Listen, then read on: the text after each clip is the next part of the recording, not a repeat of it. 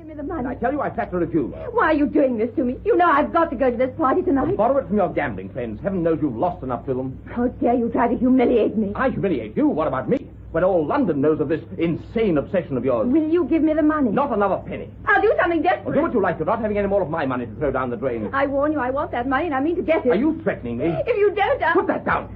Have you gone out of your senses? The money. Keep away with that. Keep away. I'll kill you. I'll kill you. Keep away. You're raving. Keep off.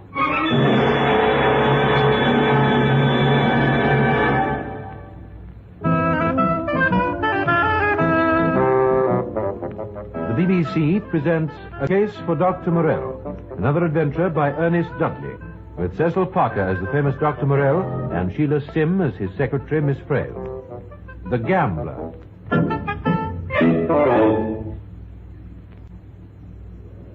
Bonjour, mesdames, messieurs. Vos jeux sont faits. Rien ne va plus. Rien ne va plus. No more sexy. But look, Margaret, please. But it's unfair. I put £5. Numéro 7. Rouge Jean-Pierre. I tell you, I put £5 en plein on number 7. Numéro 6, madame. It was on 6, darling. Bad luck and all that, but really... It was 7. That woman there moved it when she staked her money. Are you accusing me? I saw you move my safe. What utter nonsense. You must be crazy. I'm sure she's mistaken. I'm not mistaken. She lost me that bet. I won't stand for You'll it. be asked to leave if you carry on like that. But if it wasn't for that fool of a woman, I'd have For won. heaven's sake, keep quiet. Faites vos jeux, madame, monsieur. If she does it again, I'll see she's the one who leaves.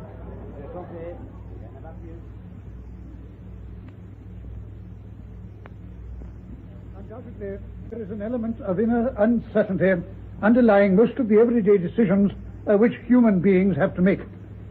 In minor or major situations which individuals constantly have to face, they can act only on the basis of partial knowledge. Have you got that, Miss Frail? Yes, Dr. Morelle. I'm not going too fast for you. No, I'm managing to keep up. What is most typical of the gambler is that he fails to grasp that the outcome of an event can be independent of what has occurred in similar circumstances in the past. Yet one more proof of human stupidity to regard a series of separate independent events as a single continuous event. Like that wretched Mrs. Ludlow woman. She was a typical example of someone who refused to accept that the spin of a coin was not influenced by the way it had spun before. Only she was more interested in the spin of a roulette wheel. So obsessed with it that she was dragged into a vortex of disaster and death. It all started with that strange business of the telephone box. You remember, Dr. Morelle, that night when we were walking along the Chelsea Embankment.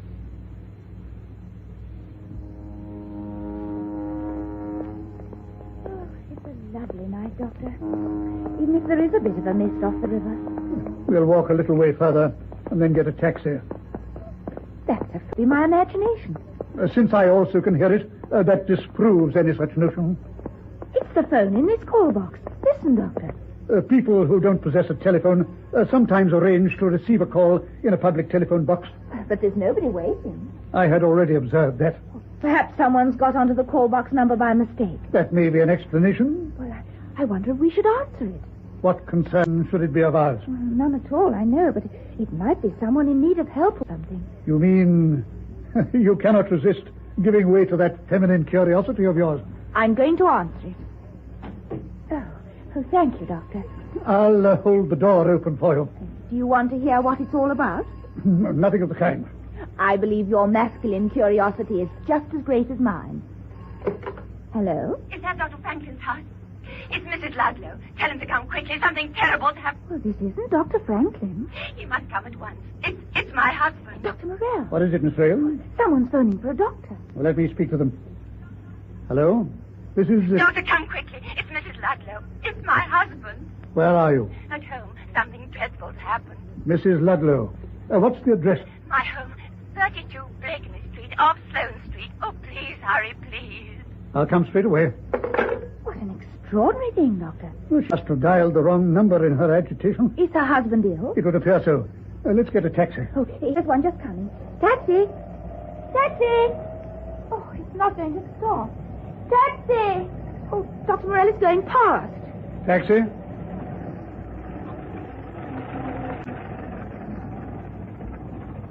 Yes, sir. Where to, sir? Oh, hurry. It's, now what was it? 32 Blakeney Street, off Sloane Street. Where to, sir? 32 Blakeney Street off Sloane Street. Yes, sir.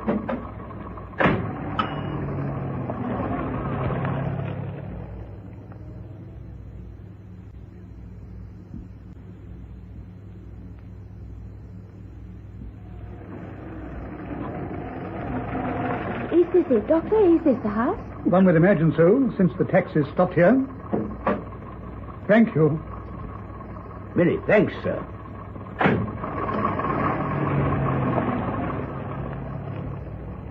Yes, this is it, number 32. Splendid, Miss Frail.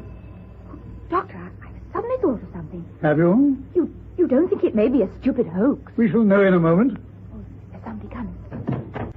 Oh, Doctor, thank heavens. But you're not Dr. Franklin. I am Dr. Morelle. My secretary and I happened to be passing a telephone box which you dialed by mistake. I dialed a public call box? Yes, and just by chance I answered it. I was so upset I didn't know what I was doing. I must have got the number mixed up. That is what I surmised.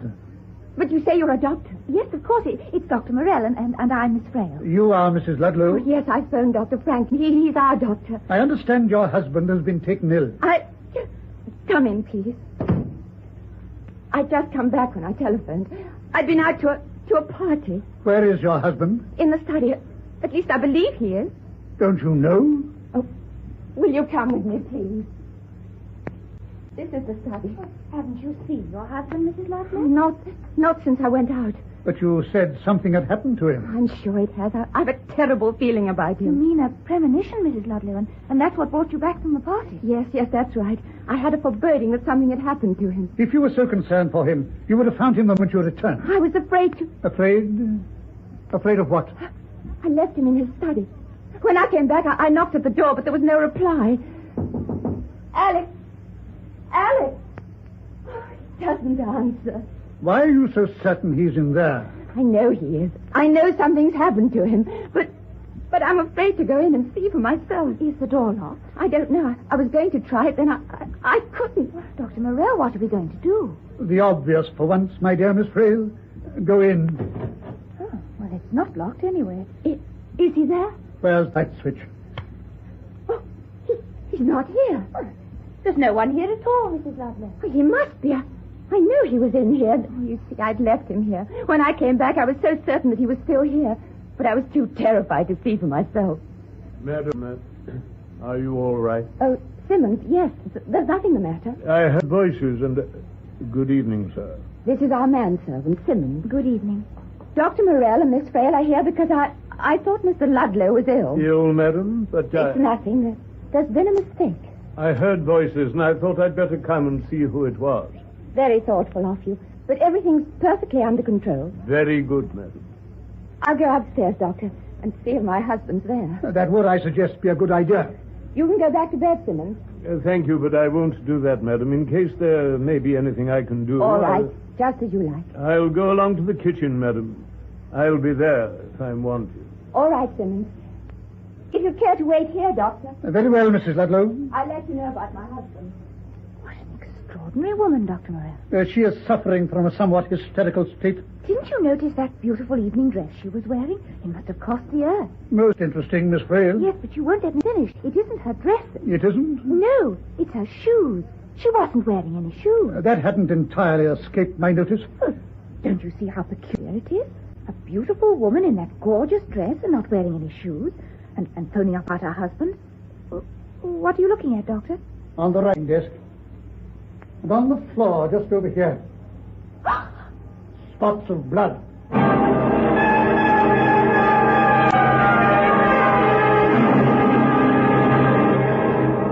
Dr. Morelle, you mean it's human blood? That will be a matter for investigation. Linked as it is with Mrs. Ludlow's behavior, the discovery has some significance. You think her husband's been killed and then someone's removed the body? I have no intention of committing myself. Anyway, it looks as if there was more to it than just premonition or foreboding. Shall I go and find her? Who are you? I'm Dr. Morelle, and this is my secretary, Miss Frail. Doctor, what are you doing here? I was asked to come here. By whom? Mrs. Ludlow. Are you Mr. Ludlow? I'm not. But why does Mrs. Ludlow send for you? Is anyone ill? As a matter of interest, who are you? I'm Mr. Ludlow's business associate. My name is Ellis. I suppose you wouldn't know where Mr. Ludlow is. In his room, I imagine? He retired about his usual time. So far as you know.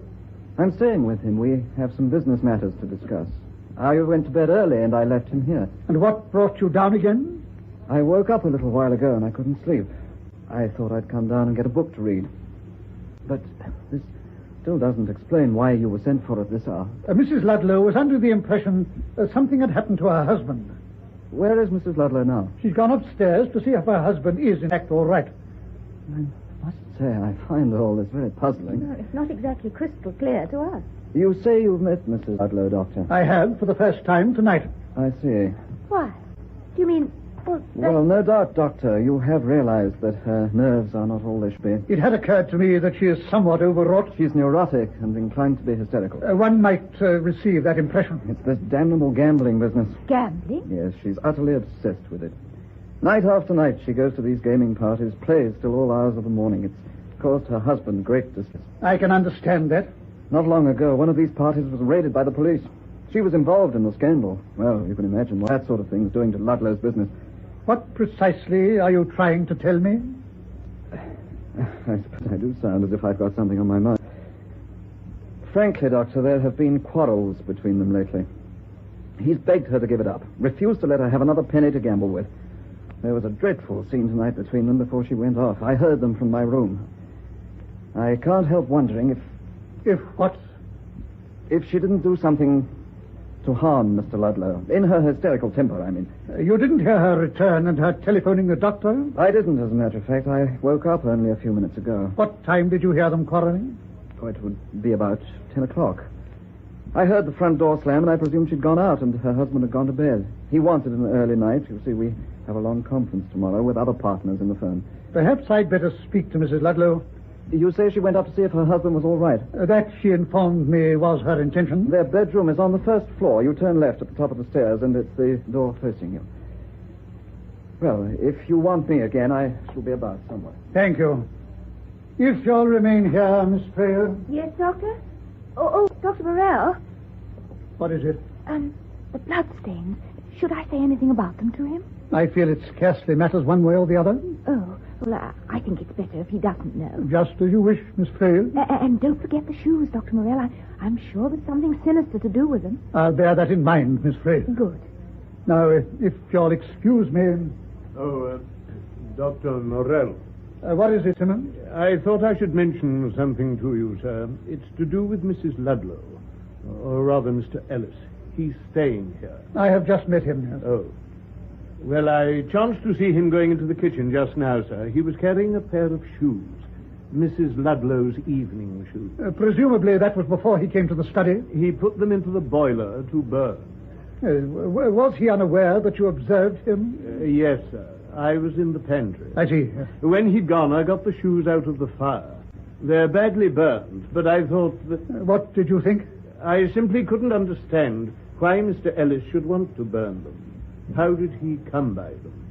Where are they now? In the kitchen. I'd like to see them. Yes, Doctor. This way, if you please. Here they are, Doctor. As you see, they were hardly worth saving. Mm-hmm. They're badly burned. Otherwise, there seems to be nothing about them of any significance. They were lovely. Mrs. Ludlow bought them in Italy.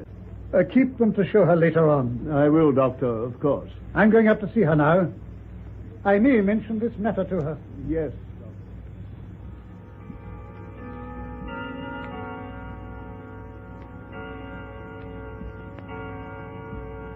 Mrs. Ludlow. Oh, Doctor, I was just coming down to see you. My husband... Perhaps I could have a word with you. Yes, come into this room. You were about to say something concerning your husband. Only that he isn't up here. He must have gone out. I'm not well acquainted with his habits. But isn't the hour rather late for him to be out? Taking into account your earlier anxiety about him. Oh, I know. I was very upset.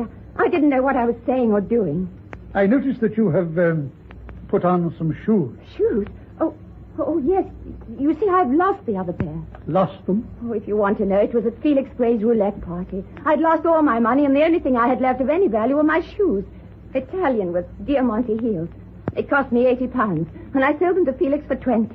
And what happened to the £20? Well, it went the way of all the other money.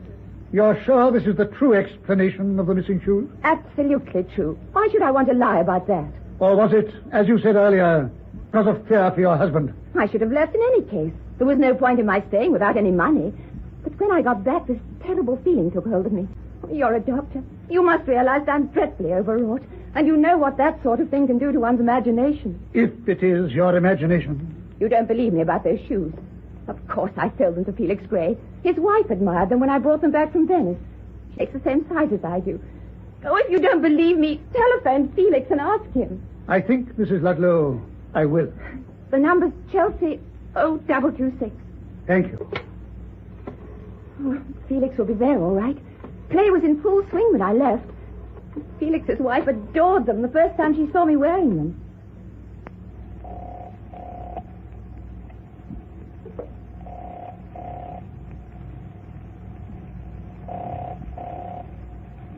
I can hear the number ringing, but apparently no one's there to answer. There must be, I tell you. The party will be going on till morning. Oh, they must be playing. They must be.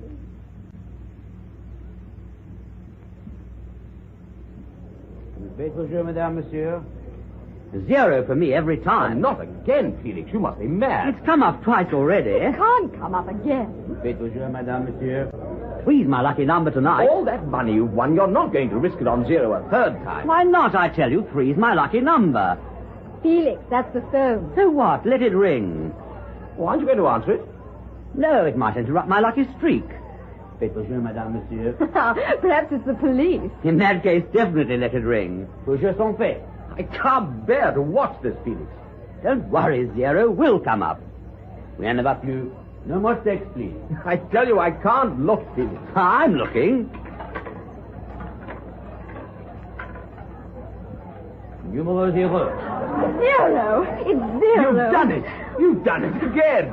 I said 3's my lucky number tonight. How much is it you won now? Oh, I can't count it. It must be packets and packets. Good old Felix. Good old 0, old boy. I think I'll try it again.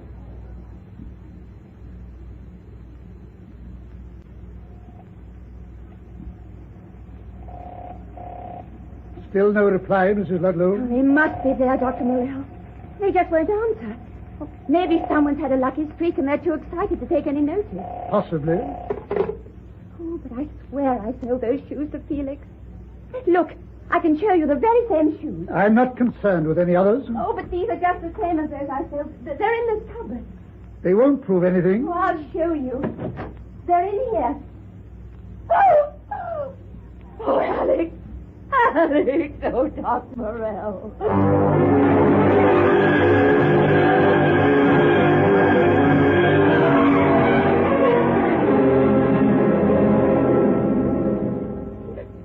All right, Mrs. Ludlow.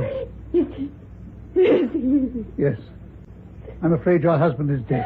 I didn't do it. I didn't do it. No one is accusing you. But you don't know the real truth. I didn't tell you the real truth. In which case, this might be a good moment to do so. You see, I tried to kill him. In a wild rage earlier this evening. I attacked him with a dagger in his study. Oh, the stiletto he uses for a paper knife. He wouldn't give me any more money to go to the party with, and I was so infuriated I completely lost my head. I went for him with the dagger. I cut his hands. And then I realized what I was doing, that I'd gone quite out of my mind for the moment. That's all I did. It explains the presence of the blood on the desk and the carpet. It's this gambling. It's a terrible fever. I can't break away from it. But I didn't kill him, Doctor. I didn't do it. When I left him, he was all right. I know he was. He went upstairs to see to his hands. But he was all right. Oh, please believe that I didn't do it. There are wounds on his hands which he'd attended to with plaster. The stab wound which killed him is in his back. Oh, what shall I do? What shall I do? Where are the pair of shoes you were so anxious for me to see? Shoes? Oh, they're not... They've gone. Have they indeed? Oh, but what does it matter now? What does anything matter, Alex? Oh, Alex. It may matter considerably. Now, Mrs. Ludlow, I suggest that you remain here while I go downstairs. The police will have to be called. Police? Actually. But first, I want to speak to your friend, Mr. Ellis. Mr. Ellis? But what can he know about this? Well, that remains to be seen. Wait here. Very well. Shocking news, Doctor. Shocking. I don't know what to say. I can tell you what you can say, Mr. Ellis. You can say something about Mrs. Ludlow's shoes, which you attempted to destroy. The shoes, Dr. Morelle? You mean... You know about that. You were observed burning them in the kitchen. Well, I suppose it was wrong of me, but can you blame me for trying to protect her? Mrs. Ludlow? I knew that if they were found with the blood stains on them, she wouldn't stand an earthly chance. I felt convinced that your action was inspired by some motive not at first apparent. I heard them quarreling, as I told you just now. When she'd gone, I couldn't find her husband. She'd killed him and then hidden him in the cupboard. It seems so. As you've seen, Doctor, she's quite a powerful woman and violent. He was a smallish man. Or perhaps Simmons helped her to carry him upstairs. Maybe. Anyway, as I said, I went to bed. When she came back, and there was all the commotion of your arrival, I went along to ask her where Alex was. She wasn't in her room. But I saw her shoes. She must have kicked them off. And I saw the spots of blood. Oh, so that's what it was. I knew there was something strange about it. The rest you know, Dr. Morelle. The rest I know. Well, I'd better see the wretched woman. She may need a friendly word. I was her husband's friend as well as partner. Do so, by all means. I'll go on up. Do you think the manservant is mixed up in it? Oh, that'll be the police, Doctor. In which case, they've exhibited extraordinary powers of intuition. What do you mean? Haven't you phoned for them? Not yet. Simmons is going to answer it. Dr. Morelle, do you know what I believe? Tell me, Miss Vale. No, sorry to disturb you and all that, but I saw a light on. Yes, Mr. Gray? And I thought I might look in and see Mrs. Ludlow. I don't know, Mr. Gray. She's not very well. Oh, really? Very sorry to hear. Perhaps if I could see her, I might be able to cheer her up. Really, sir, I don't know. You see, Who is it, Simmons? it's a friend of Mrs. Ludlow's, Doctor. Mr. Felix Gray. Doctor... I am Dr. Morelle. I very much regret that Mrs. Ludlow is indisposed. Yes, so I hear. I was saying I might be able to cheer her up. I brought her back her shoes. Her shoes? Yes, she sold them to me for 20 quid when we were playing roulette tonight. Poor darling, she was desperate and lost the 20 as well. I've had such a lucky break, I had to come along and give them back to her. That's extremely thoughtful of you, I'm sure. But if you think I oughtn't to see her... It might be better if she wasn't disturbed. Oh, then perhaps you can give them to her with my love. I shall be pleased to do that. Here you are, then, and I'll telephone her in the morning. Thank you. Well, I'll say good night. Good night. Good night, Simmons. Good night. Shall I take them up to Mrs. Ludlow, Doctor? I think I will. Dr. Morelle, what have you got there? What lovely shoes, all diamante. Why, Doctor. The individual to whom Miss Ludlow sold them at the roulette game has returned them. Mr. Felix Gray. Mrs. Ludlow's shoes. Then she was telling the truth. So it would appear. Oh, Doctor, what have I done? If I hadn't noticed about them, you might never have suspected her. Well, I have not infrequently warned you against jumping to conclusions, Miss Frail. I know. Fortunately, however, your suspicions are proved unfounded. Yes, well, you must admit it sounded peculiar to sell the very shoes you stand up in so that you can carry on gambling. It is not untypical of the gambling obsession which can grip an unbalanced mind. What about Mr. Ellis? I mean the shoes he burned. What about him, Miss Frail? Well, why did he do it? He must have seen that they weren't bloodstained. You would have thought so. Well, there was no reason to try to shield Mrs. Ludlow by destroying them. Was that why he said he did it, Doctor? Yes, he did. And all the time there was no need. Was there, Dr. Morelle? No need at all. In fact, all he succeeded in doing was drawing attention to her. On occasions, Miss Frail, I can almost convince myself I can actually hear the cogs in your brain clicking over. What was that? It might have been a door closing. Yes, that's what I thought. It sounded as though it was upstairs. Where are you going? Well, I'm coming with you. You would be better employed telephoning the police. The police? You mean... Oh, he's gone. I'd better do what he says. Oh, Simmons. Yes, Miss Frail. Perhaps you'd do it. Do what, Miss Frail? Telephone the police. The police? Very well. Tell them to come quickly. Say Dr. Morelle's here. I'm going up after him to see what's going on.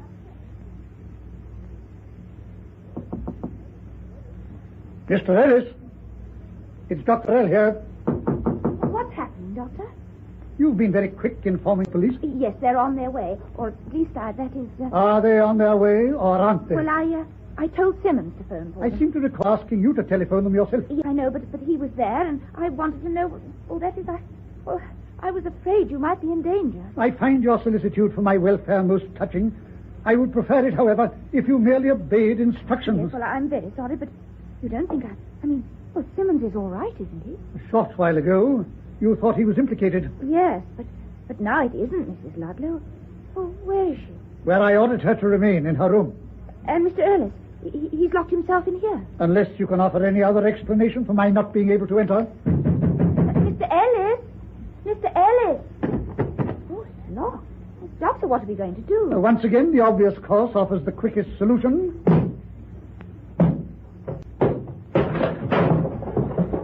Oh, Dr. Morelle. Mr. Ellis. Oh, Doctor, is he... As I anticipated, we are too late. Oh, look. That knife. The same dagger with which he stabbed Ludlow. He must have heard Mrs. Ludlow's friend with her shoes and realized the game was up. I suppose he was in love with her. She's very beautiful. How your mind does run on. But why should he murder her husband? Well, this note may tell you. It is his full confession. Oh, what a dreadful business. It seems Ludlow had discovered that Ellis was defrauding him. There was a quarrel in which he killed him. He had overheard Mrs. Ludlow's quarrel earlier and saw an opportunity to put the blame upon her. Dr. Morelle, Oh. What is it, Simmons? The police, Dr. Morelle.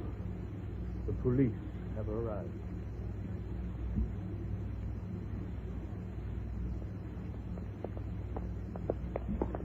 Oh, I don't see a taxi anywhere, Dr. Morelle, do you? The hour is somewhat late to expect a taxi at one's beck and call. Oh, I can't wait to get away from this part of the world as quickly as possible. Oh, look, couldn't we walk the other way? What is amiss? That telephone box, the thought of the phone starting to ring as we pass is too much. Really, Miss Frail, you must control your imagination. Well, it's all very well for you, but I'm terrified to go into a call box again. Oh, look, there's a taxi. Taxi! Taxi! Oh, it's not going to stop. Taxi! Oh, Dr. Morelle is going past. Taxi?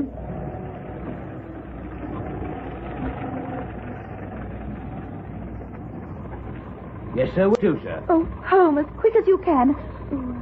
221B Harley Street.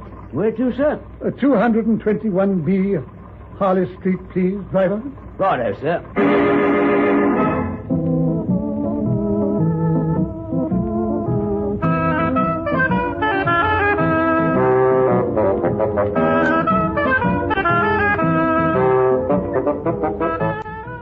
That was another adventure, a BBC series featuring Ernest Dudley, famous character Dr. Morelle, and of course his secretary, Miss Frail.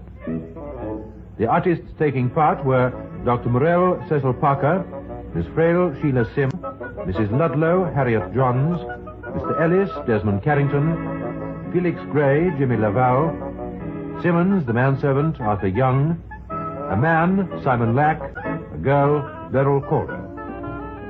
This recorded program was produced by Leslie Bridgemont.